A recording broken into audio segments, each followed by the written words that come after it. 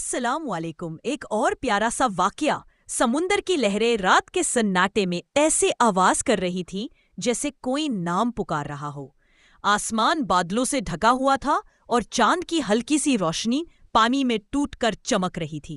अदनान, एक नौजवान, अपनी छोटी नाव लेकर रोज की तरह मछली पकड़ने निकला था, मगर उस रात हवा में एक अजीब सी ठंड थी, कुछ अलौकिक। जैसे ही वह समुंदर के बीच पहुंचा, पानी के नीचे से एक नीली रोशनी उठने लगी। अदनान डर गया, नाव पीछे मोड़ने लगा। तभी पानी चीरते हुए एक आवाज आई, डरो मत, मैं तुम्हें नुकसान नहीं पहुंचाऊंगी। अदनान की आंखें फैल गईं। पानी से धीरे धीरे एक जलपरी ऊपर आई, लेकिन वह फिल्मों वाली चमकदार नहीं, बल्कि हल्की उदास। उसके चेहरे पर इंसानी मासूमियत और आंखों में समुंदर की गहराई।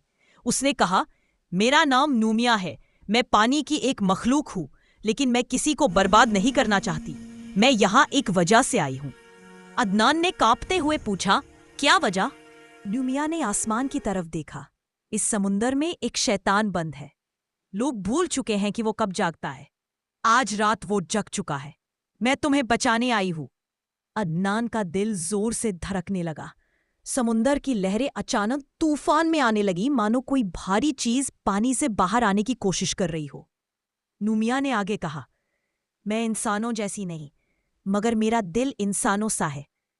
तुम दुनिया में अल्लाह का नाम लेते हो, इसलिए तुम्हें नुकसान नहीं होने दूंगी, लेकिन तुम्हें मेरी मदद करनी होगी। मदद कैसी? नूमिया ने एक चमकदार मोती अदनान के हाथ में रखा। ये मोती उस शैतान की आवाज को रोकता है। इसे कसकर पकड़ो और कोई भी हालत हो, अल्लाह का नाम छोड़ना मत। उसी वक्त पानी उछलकर फटा और एक काली परछाई ऊपर उठने लगी। लाल आंखें, लंबा सा साया और आवाज जो सीधी दिल में उतरती थी, इंसान नाव छोड़ दे, तू मेरा है। अदनान कांप गया, लेकिन मोती का नूर उसके हाथ से फैल रहा था।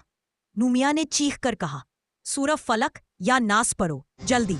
अदनान ने डरते हुए पढ़ना शुरू किया। समुंदर की काली शक्ल हर आयत पर पीछे हट रही थी, मगर उसके साथ साथ हवाएं तेज, लहरें ऊंची और नाव डूबने लग रही थी। नूमिया ने नाव को धक्का देकर सीधा किया। जारी रखो, रुकना नहीं। अदनान की आवाज कांप रही थी, मगर दिल अल्लाह के भरोसे पर मजबूत था। आखिरी बार उसने जोर से पढ़ा, मिनल जिन्नती वन्नास, और अचानक पूरा समुंदर शांत हो गया। काली परछाई एक चीख के साथ पानी में डूब गई। नूमिया थककर चुप हो गई।